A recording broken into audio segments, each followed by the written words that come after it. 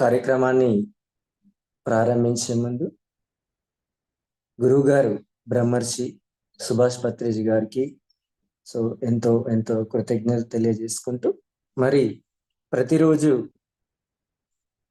వారి యొక్క అద్భుతమైన ఆత్మజ్ఞానాన్ని అందిస్తూ మరి ఎంతో చక్కగా సాధన చేసుకోవడానికి మనందరికీ అవకాశం కల్పిస్తున్న ఆది దంపతులు శ్రీ తటవర్తి వీరరాఘరావు సార్కి అలాగే రాజలక్ష్మమ్మ కూడా ప్రత్యేక ధన్యవాదాలు తెలియజేసుకుంటూ మరి జూమ్లో పాల్గొన్న మిత్రులందరికీ నమస్సుమాంజలు తెలియజేసుకుంటూ మరి నా పేరు తిరుపతి, నేను వేములకుర్తి నుంచి మాట్లాడుతున్నాను.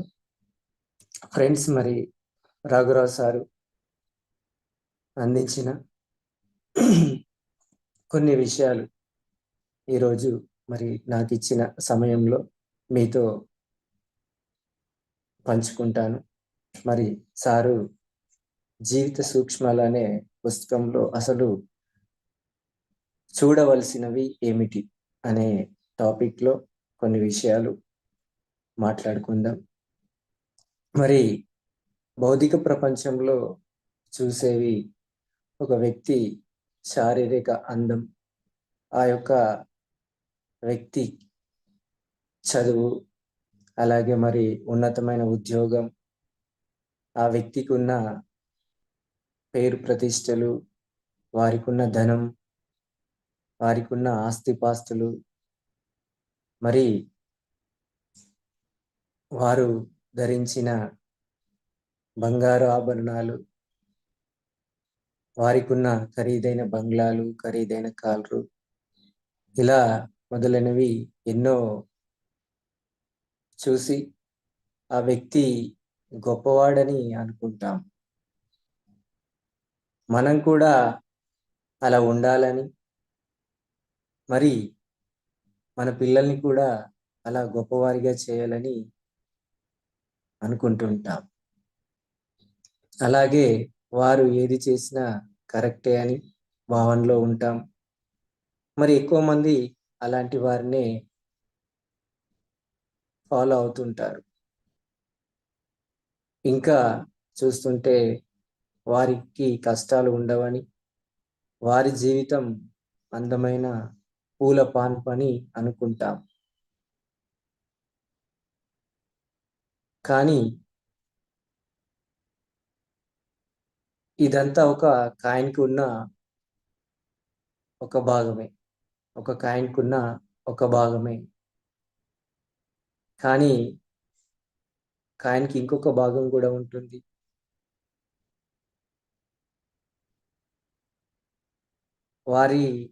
వారిని దగ్గరగా చూస్తే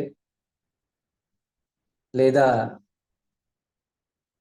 వారికి దగ్గరగా ఉన్న వారిని అడిగి చూస్తే తెలుస్తుంది. ఆ కోటీశ్వరుల ఇళ్లలో కూడా ఎన్నో ఆరోగ్య సమస్యలు ఉంటాయి. కుటుంబ బాంధవ్యాలు సరిగా లేకపోవడం, మరి శాంతిగా జీవించకపోవడం, ఎంత సంపాదించినా తృప్తి లేకపోవడం, మరి సరైన నిద్ర లేకపోవడం, ఇలా చూస్తే ఎన్నో సమస్యలతో వారు బాధపడుతుంటారు. కానీ బాహ్య ప్రపంచానికి వారు చాలా గొప్పగా కనబడుతుంటారు. వారు అలా కనబడుతున్నారంటే మన దృష్టి అలా ఉంది, మన దృష్టిలో వారు చాలా గొప్పగా ఉన్నారని మన దృష్టితోని మనం వాళ్ళని మరి చూసి అలా అనుకుంటున్నాము. మనము ఈ మధ్యే ఒక వీడియో చూసాం. మరి ప్రపంచంలోనే అత్యంత ధనవంతుల్లో ఒకరైన ముఖేష్ అంబానీ, మరి అతని కొడుకు అనంత్ అంబానీ మరి ప్రీ వెడ్డింగ్ ఫంక్షన్స్ లో ఆ అనంత్ అంబానీ మాట్లాడుతూ, మరి ఆయన జీవితం, నా జీవితం ఏమి పూలపాన్ కాదు, నేను ఎన్నో ఆరోగ్య సమస్యలతో బాధపడుతున్నాను అని ఆయన మాట్లాడుతుంటా ఉంటే మరి వారి తండ్రి ముఖేష్ అంబానీ కళ్ళెంబట నీరు కన్నీటు కార్చారు, దుఃఖించారు. మనందరం చూసాం. అంటే ఇక్కడ అర్థం చేసుకోవాల్సింది ఏంటి అంటే, మనం కోటీశ్వరుడు కూడా దుఃఖంలో ఉన్నాడు. ప్రపంచాన్ని శాసించే ముఖేష్ అంబానీ కూడా దుఃఖంలో ఉన్నాడనేది మనకు అర్థమైంది. అంటే డబ్బుతో ఏమైనా కొనవచ్చు అనే భావనలో ఉన్నవారికి ఇది ఒక ఉదాహరణగా మనం తీసుకోవచ్చు. డబ్బుతో మనశ్శాంతిని కొనలేము. డబ్బుతో నిద్రను కొనలేము అనేది మనము తెలుసుకోవచ్చు. మరి అసలు ఏమి చూడాలి? మనం చూడవలసింది ఏంటి ఒక వ్యక్తిలో? మనం కూడా ఇదివరకు మరి ఈ మార్గంలోకి రాకముందు అందరిలాగే ఇలా చూసుంటాము. మన చుట్టారా ఎవరైనా గొప్పగా జీవిస్తే సో వారేదో గొప్ప అన్నట్టు, మనమేదో తక్కువగా అన్నట్టే భావనలో ఉండుంటాం. మరి ఒక రాజకీయ నాయకుని చూస్తే ఆయన అనుభవించే జీవితాన్ని చూస్తా ఉంటే మీరెంత అదృష్టవంతులో అనే ఆలోచనలో ఉండి ఉంటాం.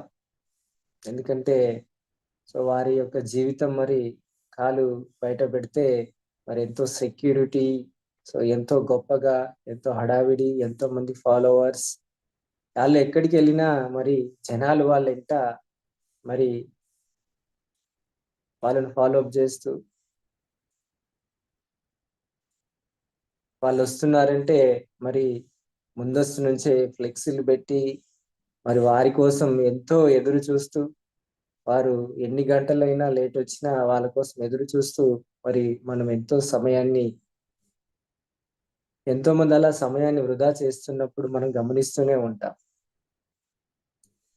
అయితే మరి వ్యక్తిలో మనం ఏమి చూడాలి? ఈ మార్గంలోకి వచ్చిన మనం అందరం మరి ఇదివరకు మనం చూసే విధానం ఒక విధంగా ఉండేది. ఇప్పుడు మన చూసే విధానంలో ఎన్నో మార్పులు వచ్చాయి. ఇంకా ఎంతో మార్పు తెచ్చుకుంటాం. మరి అసలు ఒక వ్యక్తిలో మనం చూడవలసిన లక్షణాలు ఏమిటో కొన్ని విషయాలు మనం తెలుసుకుందాం. మరి చూడవలసింది శారీరక అందం కాదు, మాటల అందం, ఆలోచనలో అందం, పనులలో అందం, గుణాల అందం, అలవాట్ల అందం. సో శారీరక అందం కాదు. మరి ప్రాపంచిక జీవితం అయితే శారీరక అందంతోనే చూస్తుంటాము. శారీరక అందాన్ని బట్టే ఆ వ్యక్తి ఎంత అందంగా ఉన్నాడనేది మనము నిర్ణయిస్తాం. కానీ ఒక స్పిరిచువల్ పాత్రలోకి వచ్చిన మనం మరి ఆ వ్యక్తి మాట ఏ విధంగా ఉంది, ఆలోచన ఏ విధంగా ఉంది, పనులు ఏ విధంగా ఉన్నాయి అనేది వారి యొక్క అందాన్ని నిర్ణయిస్తుంది. మరి దీన్ని త్రికరణ శుద్ధి ఉందా ఆ వ్యక్తికి? ఏమి ఆలోచిస్తున్నాడు, ఆలోచిస్తుంది చెప్తున్నాడా, చెప్పిందే చేస్తున్నాడా అనే ఈ యొక్క త్రికరణ శుద్ధిని మనం గమనిస్తాం. అలాగే చూడవలసింది బాహ్య సౌందర్యం కాదు, అంతర్ సౌందర్యం. బాహ్య సౌందర్యం కాదు, అంతర్ సౌందర్యం.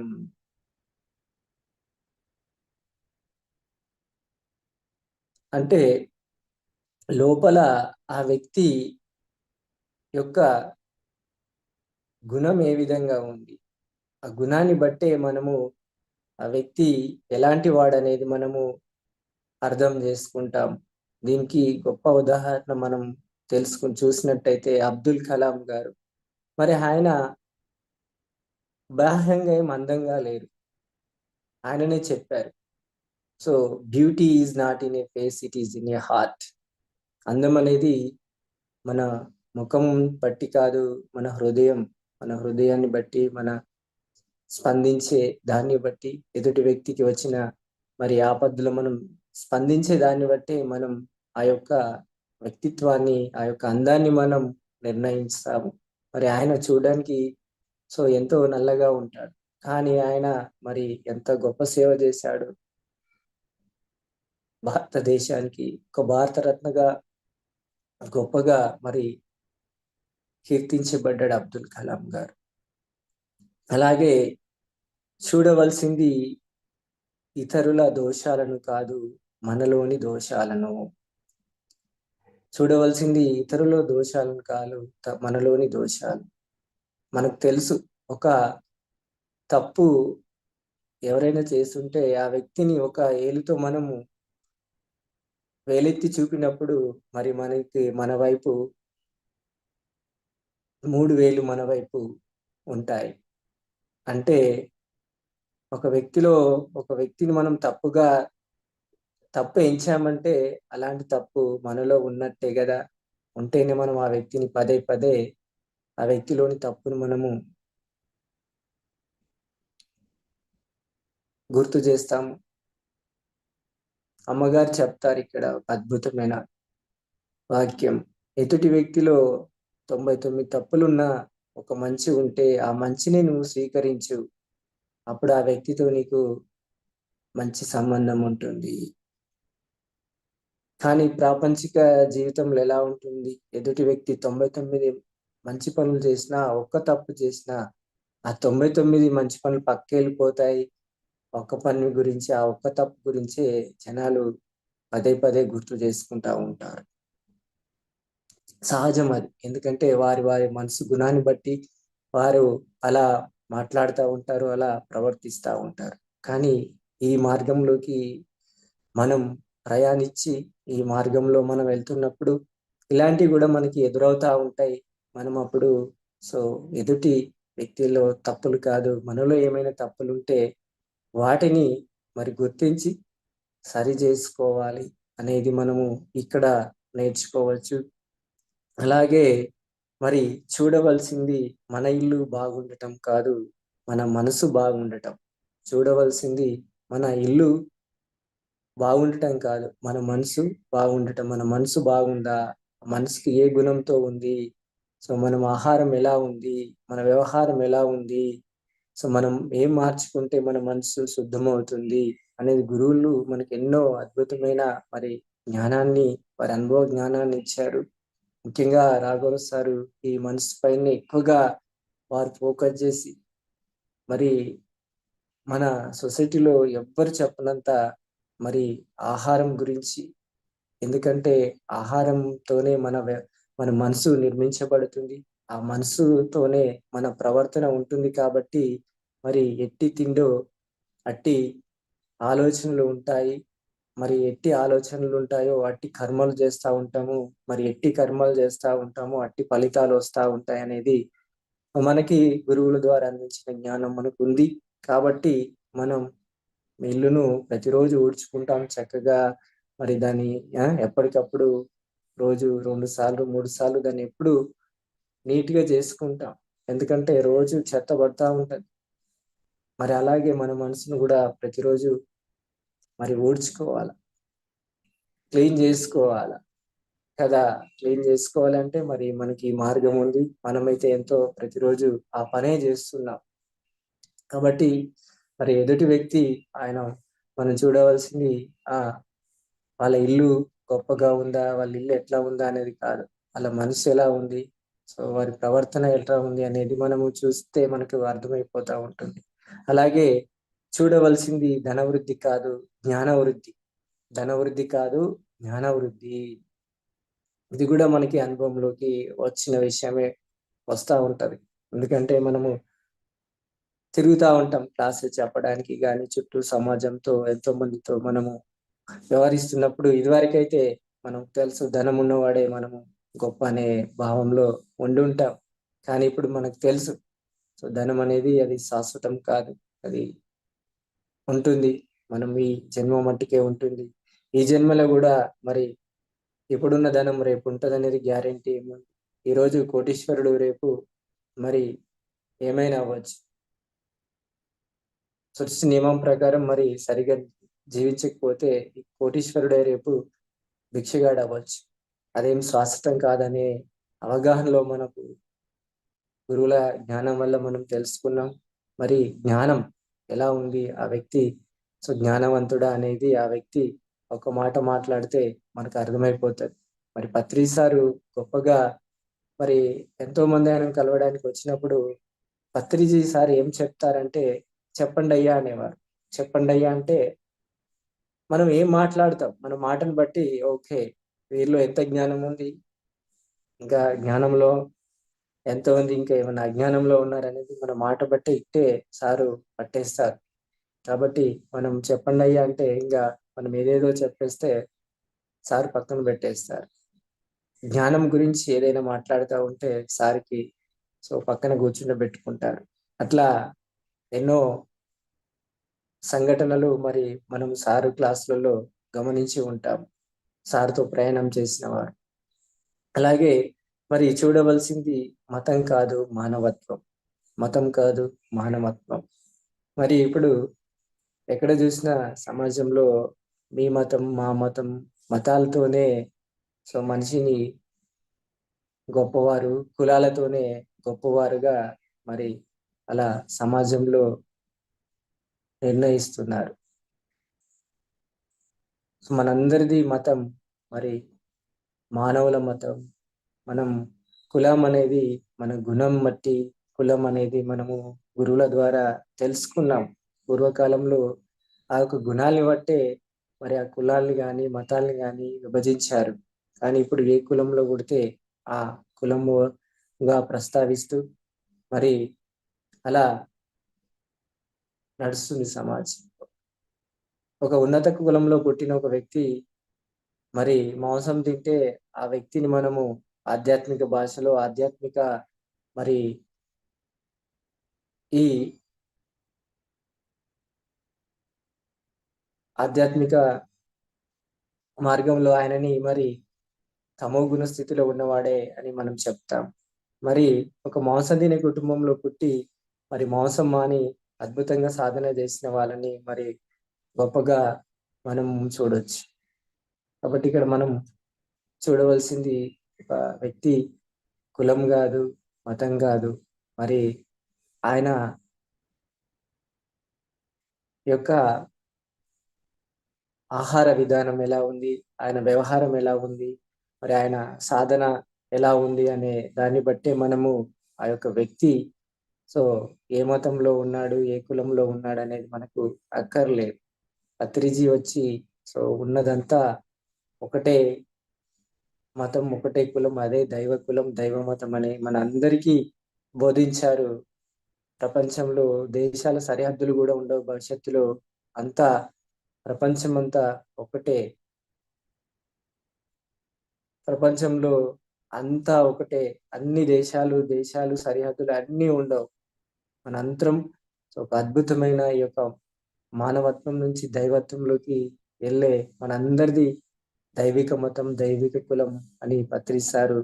మరి వారి జ్ఞానాన్ని మనకు అందించారు. అలాగే మరి చూడవలసింది మరి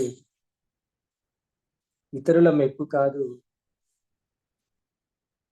దైవ మెప్పు. అంటే లోకుల మెప్పు కాదు లోకేశ్వరుల మెప్పు ఉండాలి అని చెప్తా ఉంటారు గురువు. లోకులం అంటే ఎప్పుడు పక్క వాళ్ళు మనకి పొగుడుతున్నారా, మన గొప్పతనం గురించి చెప్తున్నారా అనేది మనకు అక్కర్లేదు. మనం చేసే పనులు ఆ యొక్క లోకేశ్వరుడికి ఇష్టమవుతున్నాయా లేదా అనేది మనం చూడాలి. ఎందుకంటే లోకుల కోసం మనం ఎంత చేసినా మరి ఇంకా ఇంకా ఇంకా ఆశ ఉంటూనే ఉంటుంది. ఇంకా వారికి కోరిక ఉంటూనే ఉంటుంది. ఇంకా ఎక్స్పెక్టేషన్ ఉంటూనే ఉంటాయి. ఇది మనం చూస్తూ ఉంటాం. రాజకీయ నాయకులు మరి వాళ్ళు ఎన్ని పథకాలు తెచ్చి జనాలకి ఇచ్చినా ఇంకా జనాలకి సంతృప్తి అనేది ఉండదు. ఇంకేం పథకాలు పెడతారో, ఇంకేమి ఇస్తారో అనే ఆశతోనే ఉంటూనే ఉంటారు. మరి అది మనకి అక్కర్లేదు. మరి లోకేశ్వరుడు లోకేశ్వర్ దృష్టిలో మనం ఉన్నామా? మరి లోకేశ్వరుడి దృష్టిలో మనం ఉండాలంటే, లోకేశ్వరుడికి నచ్చింది, లోకేశ్వరుడికి మెచ్చింది మరి జ్ఞానం సంపాదించడం, ఆ సంపాదించిన జ్ఞానము మరి పరులకు పంచినప్పుడు మరి లోకేశ్వరుడు యొక్క దృష్టిలో మనం ఉంటాము. కాబట్టి సో లోకం దృష్టిలో మనం ఎంత తక్కువ ఉంటే మరి లోకేశ్వరుడి దృష్టిలో అంత ఎక్కువగా ఉంటాము. కాబట్టి అది మనం చూడాలి. అలాగే చూడవలసింది వయస్సులో వృద్ధులను కాదు, జ్ఞానంలో వృద్ధులను. ఇది కూడా పత్రి సార్ దగ్గర మనం నేర్చుకోవచ్చు. మరి సారు ఎవరిని చూసినా ఆయన ఆత్మస్థితిలోనే చూస్తారు. ఆయన ఎవరైనా సరే ధ్యానం చేయకుండా సార్‌ని కలవడానికి వచ్చినప్పుడు మరి కొత్త వాళ్ళు సార్ వస్తున్నప్పుడు ఎంతో మంది వస్తా ఉంటారు. వారి వారి యొక్క ఉద్దేశాలు వేరే ఉంటాయి. మరి గురువు వస్తున్నారు. ఆయన ఎంతో మరి శక్తివంతుడు. మరి ఆయన యొక్క దీవెనలు మనకు ఉంటా ఉంటే మన కష్టాలు, బాధలు తీరుతాయి. ఇంకా కోరికలు ఏమైనా ఉంటే అడగొచ్చు అన్న ఉద్దేశంతో వస్తా ఉంటారు. మరి సారు అలాంటి వారిని పక్కన పెట్టేస్తా ఉంటారు. సో, వయసులో చిన్నగైనా వారు జ్ఞానకాంక్షతో వస్తా ఉంటే మరి ఖచ్చితంగా సారు వారిని ఖచ్చితంగా దృష్టిలో పెట్టుకుంటారు.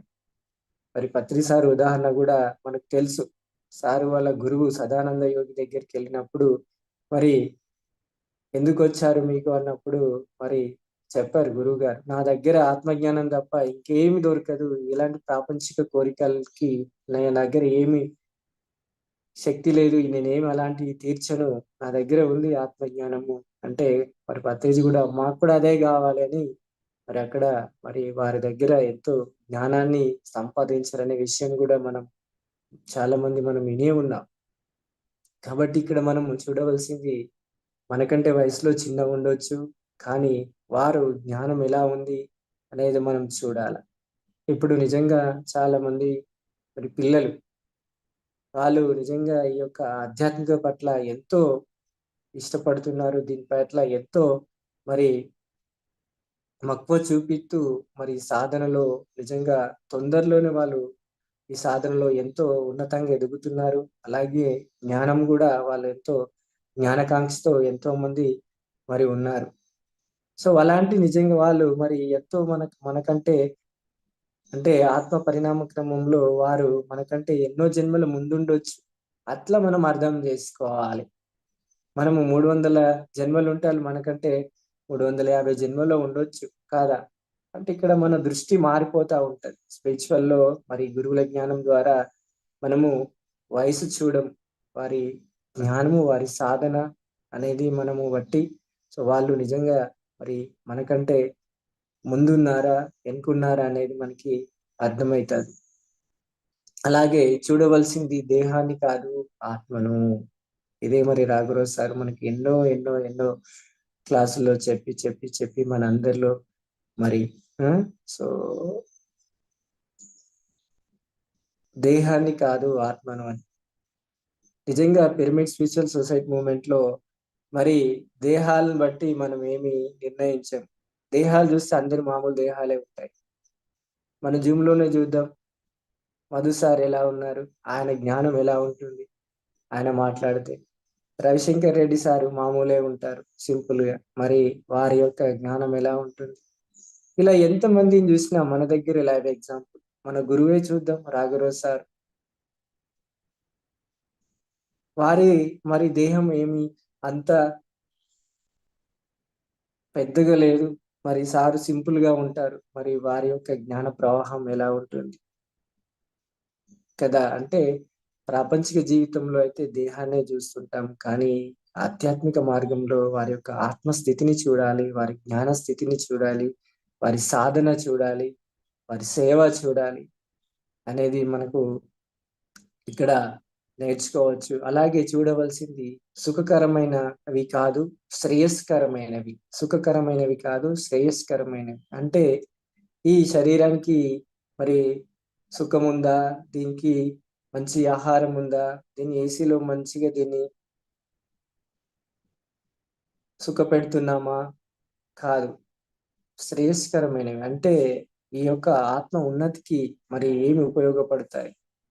అది మనం ఈ దేహం వదిలిన తర్వాత ఇంకా మనతో వచ్చే ఏమున్నాయి?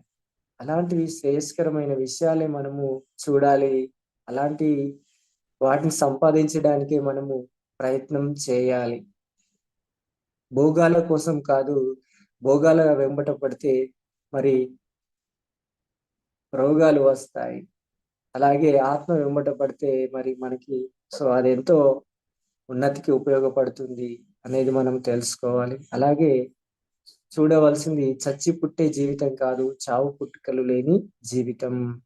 చచ్చి పుట్టే జీవితం కాదు, చావు పుట్టుకలు లేని జీవితం. అదే మనకి మరి ఉన్నతంగా మనకి ఉన్నతమైన లోకాలకి మన ప్రయాణించడానికి మరి ఉపయోగపడుతుంది. కాబట్టి మళ్ళీ మళ్ళీ మనకు తెలుసు జన్మ అంటేనే మరి మళ్ళీ దుఃఖం, మళ్ళీ కష్టాలు, మళ్ళీ బాధలు. జన్మ లేకుండా మనం చేసుకునే ప్రయత్నం చేయాలి. అలాగే చూడవలసింది బాగా మాట్లాడడం కాదు, చెప్పేది ఆచరించడం. చెప్పేది ఆచరిస్తున్నామా లేదా? ఇది కూడా చాలా చాలా ముఖ్యమైన విషయం నిజంగా. ఇది ఆచరించడం అంటే నిజంగా స్పిరిచువల్‌లో ఎప్పుడు గురువు చెప్తారు. మనం ఎంత ముందుకు వెళ్ళే ప్రయత్నంలో ఉంటే ప్రకృతిలో ఏర్పాటు ఉంటుంది. వెనుకకు లాగేసే శక్తులు కూడా ఉంటాయని. నిజంగా 4 మాటలు చెప్పడం కంటే ఒక్క మాట ఆచరిస్తే నిజంగా గొప్పవాళ్ళమే అనేది మనకు అర్థమవుతుంది. అలాగే చూడవలసింది ప్రాపంచిక జ్ఞానాన్నే కాదు, ఆధ్యాత్మిక జ్ఞానాన్ని కూడా చూడాలి. అందుకే పత్రి చెప్పారు. సో 2 ఉండాలి. ఆత్మ విద్య ఉండాలి, ప్రాపంచిక విద్య ఉండాలి. 2 విద్యలు ఉంటే మన లైఫ్ చాలా అద్భుతంగా ఉంటుంది. కాబట్టి దీనికి ఎక్కువ ప్రిఫరెన్స్ ఇవ్వకూడదు. దీనికి ఇవ్వాలి, దానికి సమపాలలో ఉండాలి. అలాగే చూడవలసింది అధికారంలో ఉన్నత స్థితి కాదు, జ్ఞానంలో ఉన్నత స్థితిని. అధికారంలో ఉన్నత స్థితిని కాదు, జ్ఞానంలో ఉన్న స్థితిని. అధికారం ఈ జన్మ మట్టుకే. ఎంత పెద్ద ఉద్యోగమైనా, ఎంత పెద్ద పదవి అయినా మరి ఈ యొక్క జన్మకే. కానీ జ్ఞానం అనేది, జ్ఞాన సముపార్జన అనేది మరి జన్మ జన్మల ఆస్తి మనకి. మనతో పాటు వచ్చే ఆస్తి. అలాగే చూడవలసింది శిష్య గణాన్ని కాదు, చెప్పే బోధలు. శిష్య గణాన్ని ఆ గురువు దగ్గర ఎంతమంది శిష్యులు ఉంటే ఆ గురువు అంత గొప్పవారు కాదు. ఆయన బోధన ఎంత ఉంది, ఆ బోధనలు ఎంతమంది పాటిస్తున్నారు, మరి ఆ గురువు పాటిస్తూ చెప్తున్నారు అనేది మనం చూడాలి. ఇక్కడ గొప్ప ఉదాహరణ మనకు తెలుసు. పత్రిజీ జనాకర్షణ ధనాకర్షణ ఉన్న గురువు కాదు, జ్ఞానం. మరి ఆయన జ్ఞానంలో ఎవరెస్ట్ శిఖరాన్ని ఎత్తులో ఉన్న గురువు. మనకు తెలుసు పత్రి సార్ వస్తుందంటే ఏమి హడావిడి ఉండదు.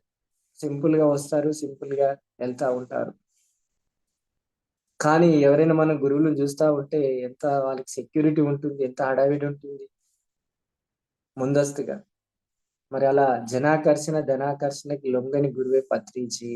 అలాగే చూడవలసిన తాత్కాలిక సుఖాన్ని కాదు, శాశ్వత శాంతిని. ఇందాక తెలుసుకున్నాం గొప్పగా ఉదాహరణ మరి ముఖేష్ అంబానీ. శాంతి లోపించింది వల్ల దగ్గర ఇంత అపార కోటీశ్వరుడైనా మరి దుఃఖానికి లోనయ్యారు. అలాగే చూడవలసింది మేనును కాదు, మేనులో నేనును. చూడవలసింది నేనును కాదు, ఈ నేనులో ఉన్న మేనును అంటే ఆత్మని. ఇది నిజంగా ఎంతమందికి అర్థమైతది? అందరం నేను శరీరం అన్నట్టుగానే ప్రాపంచిక జీవితంలో జీవించే వారికి నీలో ఆత్మ ఉందయ్యా, నువ్వే దేవుడు అయ్యా అంటే నిజంగా అంత విచిత్రంగానే ఉంటుంది. నిజంగా పత్రిజీ పరిచయం అయ్యి మరి ఎంతో గొప్పగా అందించబట్టే మనకు నిజంగా ఓహో మనం ఈ దేహాలం కాదు, దేహంలో ఇంకొక మరి భగవంతుడు ఉన్నాడు, ఆత్మ మనకి నడిపించేది. మన ప్రతిరోజు మనం ఎన్నో ఆహారాలు చేస్తున్నామంటే మరి ఆ ఆత్మ ఉండబట్టే కదా అనేది మనకి అర్థమైంది. కాబట్టి ఇలా చూస్తా ఉంటే ఎన్నో విషయాలు మరి మనం మన యొక్క దృష్టి మారుతా ఉంటది. యొక్క ఆధ్యాత్మిక మార్గంలో ప్రయాణిస్తూ జ్ఞానం సంపాదించుకుంటూ సాధన చేస్తున్న కొద్దీ. మరి ఫ్రెండ్స్, ఈరోజు ఈ అవకాశం ఇచ్చినటువంటి రాఘురావు సార్కి, రాజలక్ష్మమ్మకి, అలాగే పాల్గొన్న మీ అందరికీ కూడా ధన్యవాదాలు తెలియజేసుకుంటూ థ్యాంక్ యూ వెరీ మచ్.